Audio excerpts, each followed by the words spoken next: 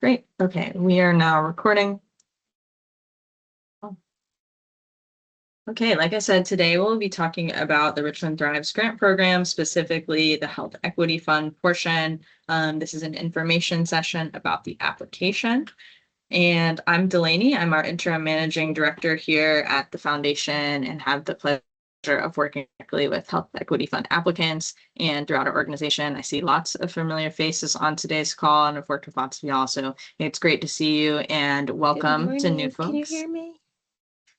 Good morning. Yes. Hello. I can't hear. If everyone can please remain on mute until the questions portion, that would be much appreciated. If you're accidentally off mute, I might mute you just so you know. But thank you so much, and we will have opportunity for questions later on.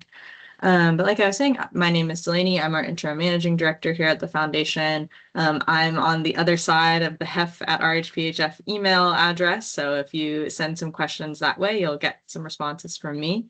We're going to go ahead and get into it today.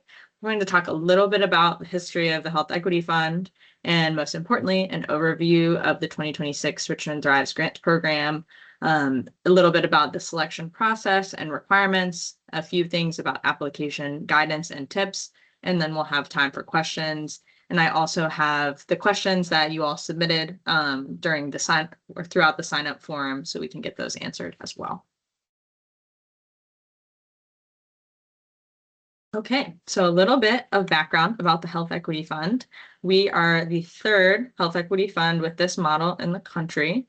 So back in 2021, lots of crazy things were happening. I don't know if y'all remember, something called COVID was going on.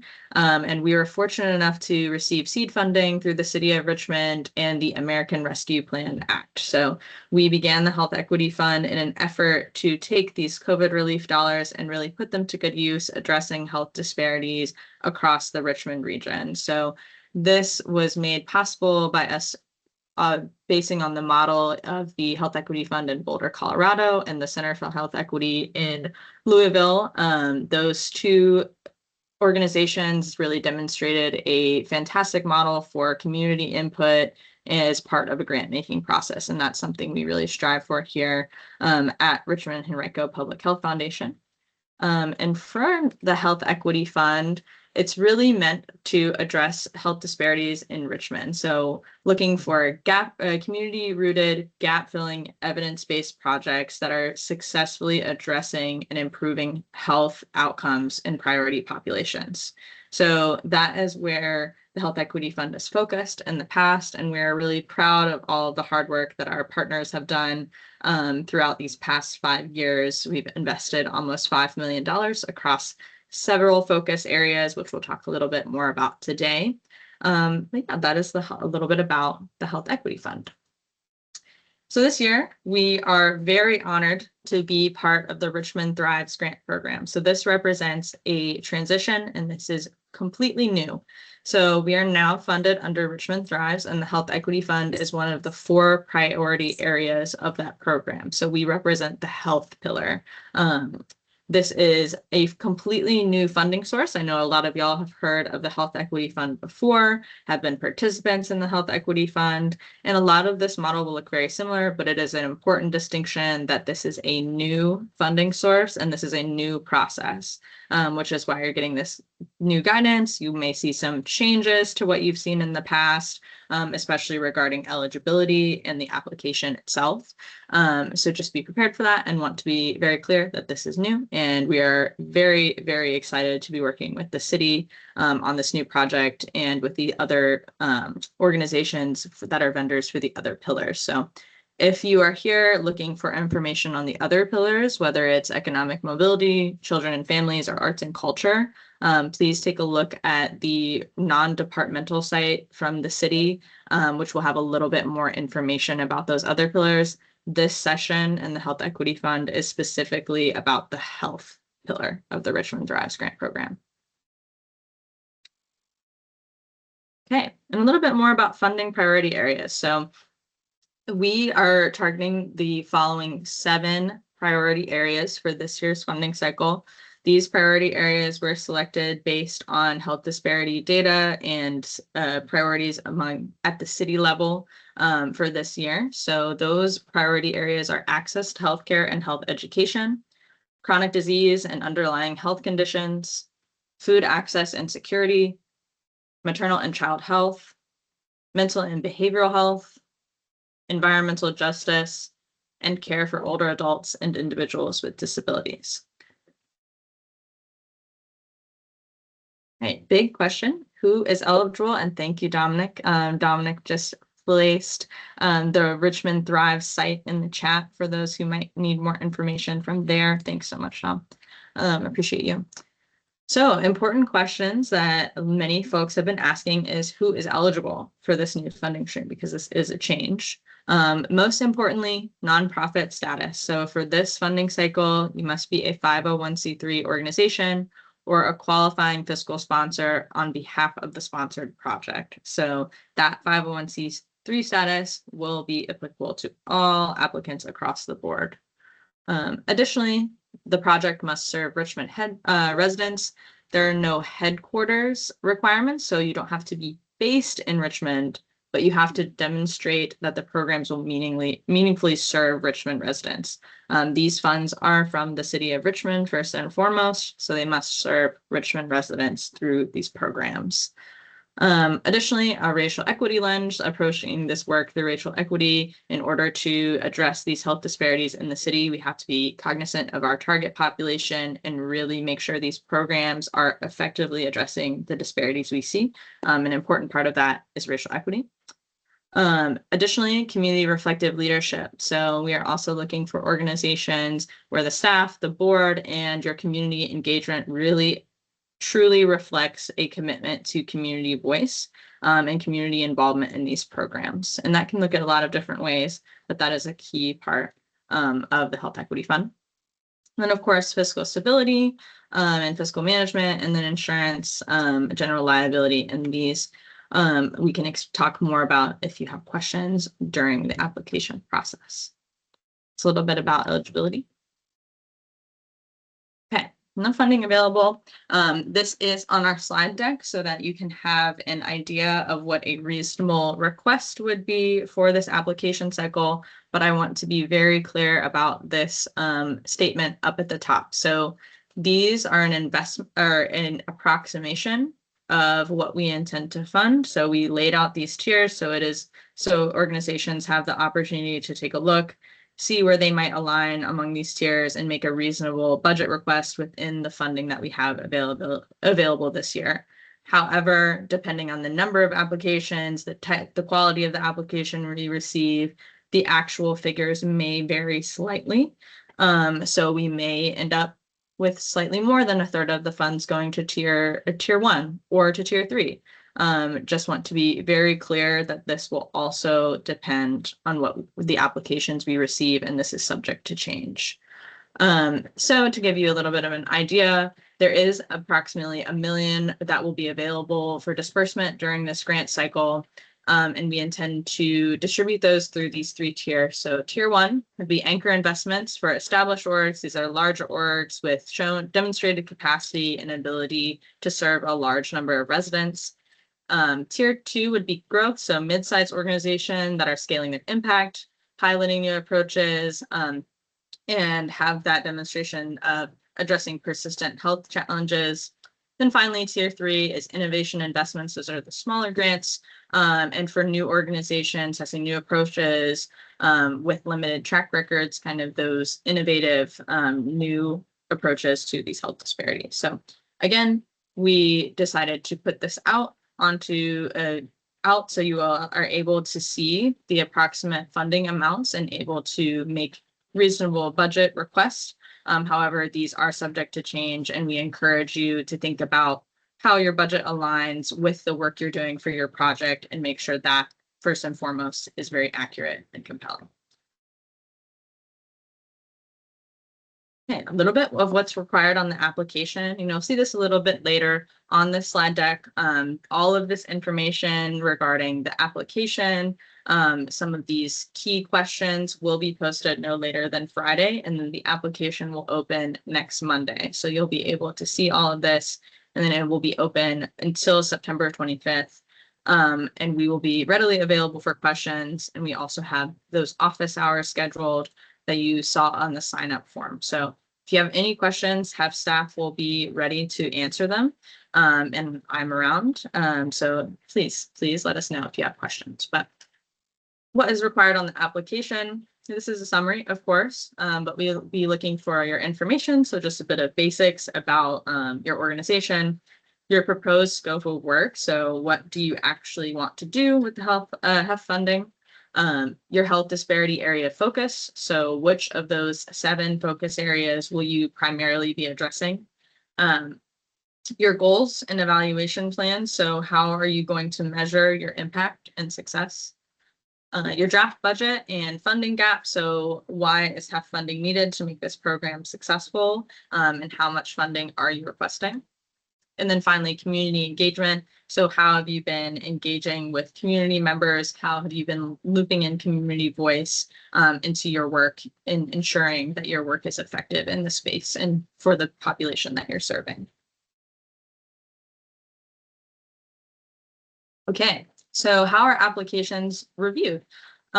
This is my favorite part of the Health Equity Fund.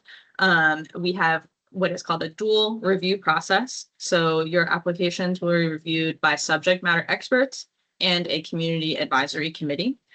So the subject matter experts are folks with expertise, professional expertise within these focus areas. So for example, if you apply within the mental and behavioral health focus area, your application will be reviewed by a mental and behavioral health professional in the public health field. These folks are reviewing based on a rubric, and they are reviewing from a more academic lens and making sure that the projects demonstrate best public health best practices. Also, we have the wonderful Community Advisory Committee, which are folks who have lived experience across the HEF focus areas. They are Richmond residents. They are true community members, and they review based on community impact, community reputation, personal experience, lived experience.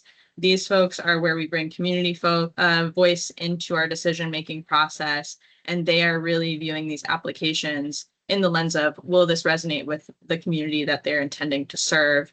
If I was someone receiving these services, would this resonate with me? Would this work for me? How will my neighbors receive this? How will the children on my block receive this work? So those folks are great. And I know one of our CAC members is on this call. So, hey, thanks for coming. But yes, and then after those, 2 entities review the application. The feedback is brought to the CAC, where they have a discussion and rank each application and then make the selection of the project. So of all of the selected projects that RHPHF has ever funded, the CAC has made those final recommendations. So we are very much a by the community, for the community approach to this funding. And I encourage folks to keep that in mind as you write your application. Then, of course, our board approves recommendations and ensures that all of the programs selected align with HEF goals and support a diverse range of services, and makes the final funding decision, so approval to move forward. There is no set number of awardees. The total funded will depend on the request and the quality. We are intending to fund at least 1 program per focus area, but amounts between the focus areas may vary, and partial funding may also be offered in some cases. So there may be an instance where an organization applies for a certain amount of funding and we give them, say, only 50% or only 70%. And you'll work directly with HEF staff if that situation is come along. A little bit about how applications are reviewed. And I think it's important to note that both Health Equity Fund staff, so myself or other staff members, and our board are removed from the decision-making process. So while you may receive encouragement from board members, from folks involved with RHPHF, from HEF staff themselves, we are not associated with the decision-making process. We are only giving these entities the information to make these choices. So I like to put that out there. We are very much removed from the process. Okay, a little bit about the timeline. So, of course, the application opens next week on Monday, August 24th, and then we'll run through September 25th. I believe that's a Friday. During October and November, that review will occur with the subject matter experts and the community advisory committee reviewing and then making selections for board approval. In December, you can expect award notification, whether that is selection or rejection. And then in December through January, we'll develop contracts, execute contracts, aiming for December of 2026.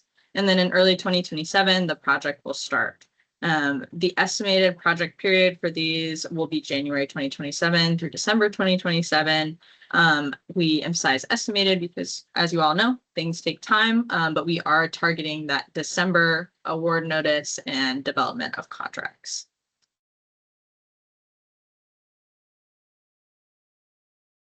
What happens if your project is selected?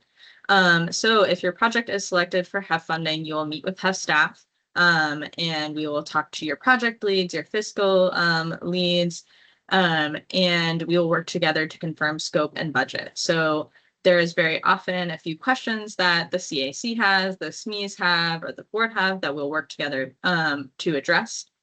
After that, after the contract is executed, the funds will be dispersed. That is typically through EFT, electronic fund transfer, but we can do a mail check if needed. This is also a funded grant. It's not a reimbursement grant, so the funds will be dispersed upon an agreed upon schedule. There may be multiple invoices depending on your award size and a few other factors, but that is something you'll approach if you are selected. And then finally, reporting. So quarterly reporting may be required, and an annual report will certainly be required, where you will be asked to report on outcomes, demographics, and narrative updates. So a fairly standard reporting cycle. And I know there are some questions in the chat. I will address those when we get to the question portion of this. Just a little bit more about reporting requirements. Again, quarterly reporting may be requested for expenditures and project status. That's a simpler report. Then for annual reports, we request aggregate level demographics, evidence, including stories, photos, testimonies, and then any of the key performance indicators that you selected. And all of this will be very clear as you move through contracting phase. All right, finally, I just wanted to share a few tips for writing these applications. First and foremost, know your audience. Like I said, we'll be posting more information by the end of the week, especially regarding eligibility, but I encourage you to think about how your project is promoting health equity in Richmond. Also, of course, read carefully. So there will be instructions in the application. Please respect the word count limits. We do have a significant number of applications to review. So please be respectful of the word limits. Also, be specific and clear. These 2 points kind of go together. Remember, your application will be reviewed not only by a subject matter expert, but also by several community members. So if you're using jargon, make sure it's explained, and make sure you are being very concise and clear about how you will approach these outcomes. So it's very appreciated when you think about, okay, who will be reading my application? These are folks who might not be subject matter experts in this space, and it's important that it's clear to them how your program works. So I would definitely encourage clarity over any fluff. Clarity is the end all be all of my suggestion here. Be very clear about what you can do. Also proofread thoroughly. That's always a suggestion. Have someone unfamiliar with your work review the application, so they can tell you if there's any points where you may not be clear. Additionally, lead with the why. So why are you doing this work? How is this work effective? Include authentic voices. So if you're able to incorporate testimonials and really show that your program is making impact, that is always helpful. Demonstrate your connection to the community, and I would say be very clear on your track record versus your intent for the project. So be clear, like, this is what we've done in the past, this is what we're intending to do through this project, and just be very reasonable about your scope of impact. Also, of course, balancing emotion and data. So testimonials and stories are fantastic, but also being able to demonstrate your impact is very powerful. And then, of course, what makes you unique? Should your project stand out from the rest? And I often find myself when I speak to former applicants saying, your application was wonderful, but it didn't quite stand out. So that is a really important part. What makes your approach unique? Why are you the most deserving and effective project in this space? And so, yeah, that's a little bit more about telling your story effectively. So now I'm going to get into some of the questions that were submitted on our sign up form, and then I'll stop recording and we'll take questions after that. But yes, submitted questions. So what makes a strong application? Especially if you were perhaps rejected from HEF in the past. And just a note, these questions are summarized and condensed. So you will hopefully, if you submitted a question, you'll hopefully see it. But just know it might be a little bit condensed so it could fit on the slide. First, for what makes a strong application, I would say clear alignment with HEF priorities. So as you review the application, you select the targets that you are hoping to achieve. Make sure those are aligned with the priorities outlined in the application and on the information that you will see on the site. So carefully read that. Also, demonstrate why the investment is needed and how it aligns with community priorities. So why is this something that will resonate and be effective in the community? And also, just as a note, the rejections do not count against you. So if you applied in previous years, again, this is a whole new funding cycle, but also each cycle is scored fresh. So we are not looking at your previous applications. We are not looking at previous work in HEF. This will be a completely new cycle. And then also what I think the Community Advisory Committee often tells me is make sure you're being realistic. That is always a strong application. Make sure you are noting if you have any concerns or worries, be transparent about them.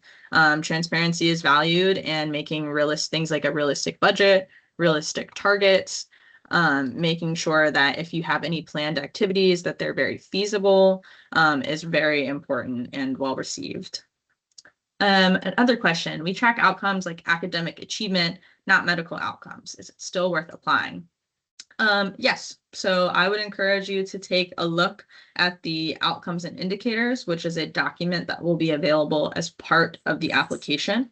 And that really outlines what metrics we are looking to target through these programs. So make sure that you are in alignment there. And we are not only clinical outcomes. The key is connecting your key outcomes to the health disparity. So if you can connect your metrics to these health disparity focus areas, yes, you should still apply. And without knowing too much about the organization that asked this question, of course, you may go in and look at these different guidelines and say, okay, maybe not. And I would also encourage you to look at the other pillars, especially economic mobility, children and families, to make sure you don't fit better within that pillar. That question specifically, things like academic achievements, I would encourage you to go look at the economic mobility pillar and make sure that you don't fit more appropriately within that pillar. Is city operating funding same as HEF now? So no, this HEF funds are for programmatic support, not general operating support. If you are being funded by another city agreement, please ask for clarity is what I will say. This is a difficult question to answer without knowing the specifics of the situation, but to be very clear, only one application is allowed for the Richmond Thrives grant program. So if you apply under the health pillar. You should not apply to any other pillars, and only one application per organization will be accepted. And this is a new funding stream for the Health Equity Fund. So we are now completely under these city funds. And yes, again, I would encourage you, if you have questions about this, to reach out directly, just so we can make sure we can work together to make sure your eligibility is all good to go. What is required in the application? I know this was answered a bit, but proposed scope of work, targets, a budget, partnership details, and eligibility. If you have questions about the application, once it is released, I encourage you to sign up for the office hours session, either on September 2nd or the 10th. And you can drop in. Those will be unstructured sessions. You'll be able to just drop in and answer and ask any questions that you have.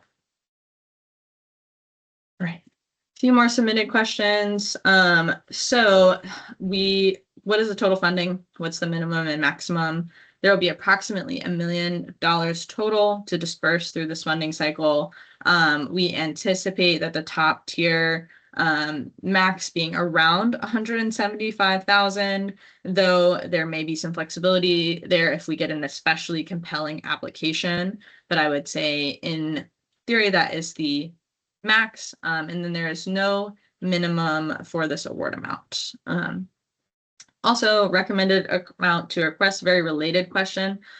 This is not a fixed number, and I will say pay close attention to if your budget feels realistic compared to your proposed activities.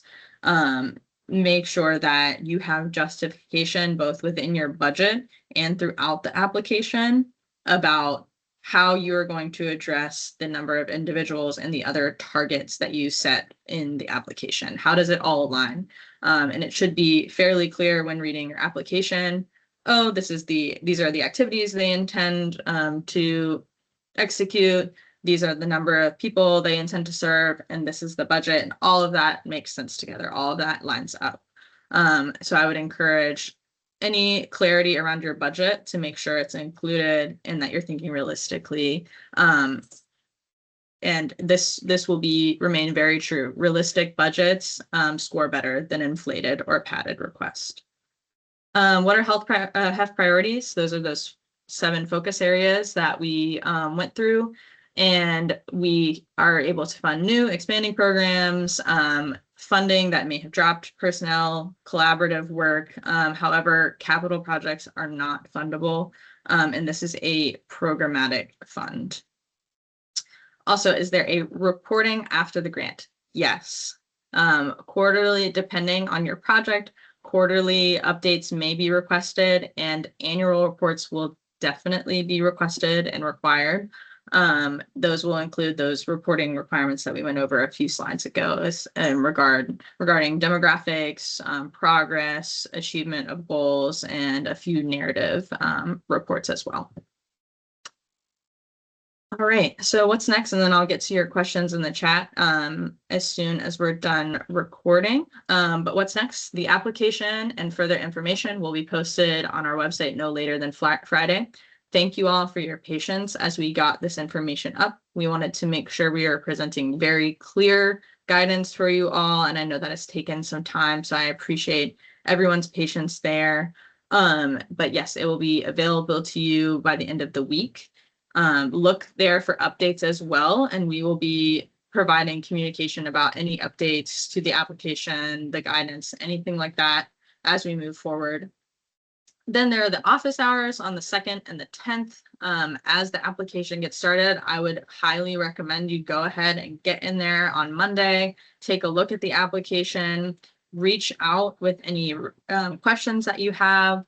And then we will be holding those office hours. And again, those are drop-in opportunities, so you can go ahead and join and ask any questions that you might need the answer to.